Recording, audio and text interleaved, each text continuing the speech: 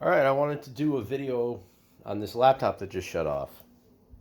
And basically, this is a laptop from when I was a child, and I bought this laptop for school. It was never usable. Okay, so this thing is a single core processor. It came out of the box with Windows Vista. Um, it's got 2 gigs of RAM. Um, what else? 100 and probably slow as hell. 160 gigabyte hard drive. It's an ancient, cheap ass piece of shit. I got it at Best Buy. It was the cheapest one I could get, and it was just right out of the box. I couldn't use it. It could not launch an application. I don't even know why I held on to it and didn't return it because it didn't make any sense. That was like all the money I had, and I just got too lazy to return it and just wanted a laptop. So, it's a satellite L305 S5955. And it was a big fat piece of shit. I put it in the closet and never used it. So I decided the other day to yank it out and decided to install Linux onto it to see if I could get it to be usable. At first I installed Peppermint. It was actually working fairly well. I tried Mint on it, but it wouldn't boot on Mint. So that was when I went looking for Peppermint after attempting Puppy Linux, which the installation for that made me want to, string myself up. But then I went for Peppermint. That one worked okay, and it was fairly user friendly. But then I saw somebody saying, "Oh, you should try Lubuntu." 32. This is a 32-bit machine. So this person said, "Try Lubuntu. It's very light. It can run anything." So let me give that a shot. Now, Ubuntu is not as user-friendly as Peppermint was, but I was able to get it up and running the way I wanted it. And I was actually able to use the laptop. This is like the first time in well over 10 years that I've actually been able to use this laptop. And I've actually been using it all day, and it's been just fine. I've launched many applications and no problems. When it had Windows Vista on it, it was like it was ridiculous. Now I can run YouTube videos on here at 720p 60 fps, which when it had Vista, it was like YouTube in general was like a slideshow. It just looked like it was drawing images and all that fun stuff. So I did a lot of stuff. I installed a lot of stuff on here, and it's very easy. I do find Linux, certain distributions, to be super user-friendly, more than Windows, actually. And I'm fairly new to the Linux desktop. Not Linux in general, just Linux desktop. But I can run YouTube. Every now and then you do have to do a command prompt or something like that, but for the most part, I'm running this, and it's fine. It's working okay, and I've never like if I tried to launch a browser, it would just on this with Vista, it would be like you'd be sitting there for 100 years. You'd make some toast, whatever, make some coffee. You'd come back. Most of the times, the browser would be like a white screen, and it would say on top, "Not responding," and you'd end up having to kill it, and really end up doing nothing and shutting the laptop down. But now, again, I can use it. I can scroll through YouTube. It launches at decent speed, good enough. Still has the original hard drive in it, and I'm sure that's slow as balls. But, I can run. Let me try to get to my page and run videos from my page. Because I say it's okay to run my videos. And I also say that it's okay if anyone ever wanted to upload any of my videos with no consent, you are allowed to do that. And edit them. God damn it. Anyways, let's go with Crisis. So, 720p video at 60 FPS normally will in fact stutter a little bit in the beginning, but it then irons itself out and will in fact run. This is 720p 60. The video's max resolution is 1080p 60, but there's no way in hell this is doing that. So you see it's like having a little issues in the beginning here, but it'll iron itself out and start running just fine. So, especially when you're loading the icons and whatever on the page there, it will start to kind of stutter a little bit, but eventually it ends up, if I jump to a certain point in the video, it will again try to get to a part where there's more graphically intense stuff going on. I didn't really do much in this video. So you'll see it stutter a little bit, like I said. But eventually it just irons itself out and is perfectly playable. It's perfectly watchable, I mean. So unfortunately I didn't really do it. I was fighting with the controller in this video. I don't know that you can really even see the video playing with that reflection there. Let me see if I can come up with some kind of... Yeah, that'll kind of do, but... Let me see if I can get my fat ass in front of this to block the reflection. There you go. And it's running. A little stutter here and there, but...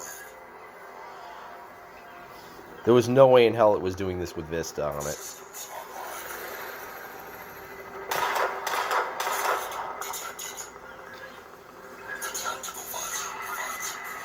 So anyways, so we have that, and I also was able to install a application called Ice Applications, which allows you to kind of make contained applications out of websites. So let me just give you YouTube Music. There's no YouTube Music application, so you can pull up YouTube Music.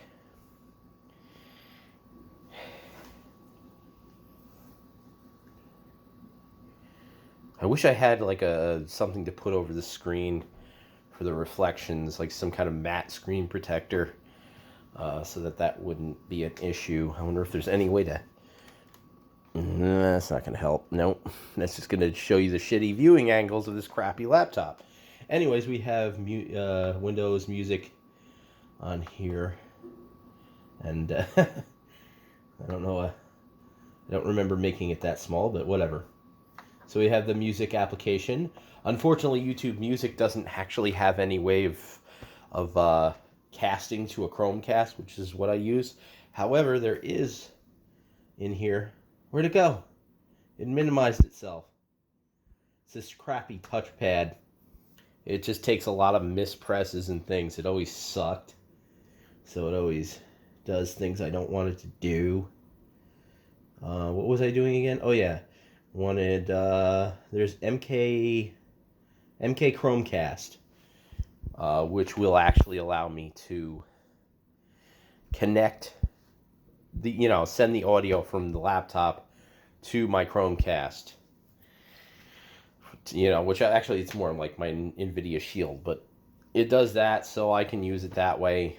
You can also, of course, use the Chromecast on the YouTube app or the YouTube website. That works, but I made a YouTube Music application, made Amazon.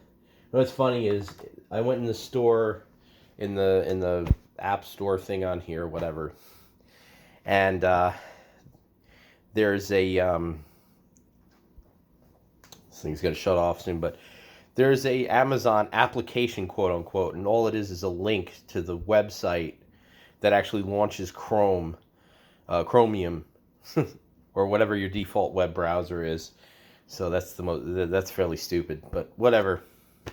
I made an application out of Amazon.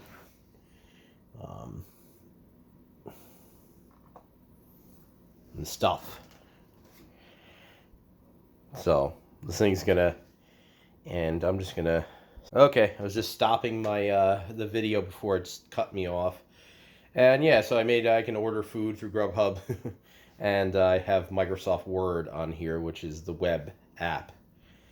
And what else? It's not much going on. I don't expect to do a lot on here. I do have Audacity, GIMP. You know, I can run GIMP on here and show the boot times for GIMP. It's a little more complicated of an application for this computer as opposed to web browsers, but that was respectable. That's respectable launching on top of this thing running in the web browser running in the back. Let's see, let's launch Audacity. Like, this would never happen with Windows Vista. And it's launching fairly quickly. There's no way in hell I would be able to launch 3 applications on top of each other. It would just be like one application cause the whole machine to lock up. So, yeah, so this doesn't run a hell of a lot. We got three applications, and let's see what we have here for CPU usage is very low. The RAM usage is really low. Barely any use. Now, granted, I'm not doing anything in these applications. I'm just, they're just open. But they're really, even when I'm using them, they're like you use Chromecast, not the Chromecast, you use the Chromium browser. Navigating on YouTube, it probably uses, I think it has like 30%, normally 30% CPU usage, not a lot of RAM. So Ubuntu is working really well on this machine. The only thing I would say is it takes a little bit of extra effort to set it up and get it the way that you want it, as opposed to something like Peppermint, which didn't run as well, but it was still usable, and it was more user-friendly. But other than that, it's really cool. By the way, like I want to point out, again, I am fairly new to the desktop variant of Linux, so if I miss something, don't be surprised. I'm just going to close out all these applications here. And, yeah, so you can even do a little light video editing. The last 2 videos that I actually have on my channel, the one that I showed, the Crisis one, and the one before that, I think it was a Nintendo Switch video or something. It was Bulletstorm, amazing game. Download it. It's addicting. Anyway, so I did those 2 videos, very light video editing, but, just the first one was just mostly trimming the video and adjusting the levels of the audio, and the second one I up-resed from 720p to 1080p just because of, YouTube's encoders and how they work. But it worked very well. And I was very surprised that this thing was able to actually put out a 1080p, video. It was to be able to push a 1080p video. It really can't play that, but, I uploaded it and it ran fine. So, you do a little light video editing with this, and a little image manipulation, and web browsing, music listening, stuff like that. And I just technically just wanted to see if I could get this thing to run. I really don't need or want a laptop, but I figured because I have this and it's never been usable, I wanted it to be usable. So that's my little story here of... Oh, and another thing with this laptop is it's quite normal that the battery just dies, like really fast. Like it's just, right now it's actually to the point where if I unplug it, it'll just shut off. So it needs a new battery, and that's like under $10, I believe. So I may pick up a new battery for it and then just use it like that. Other than that, this is a shitty laptop revived using Linux, and fun. Have a good one.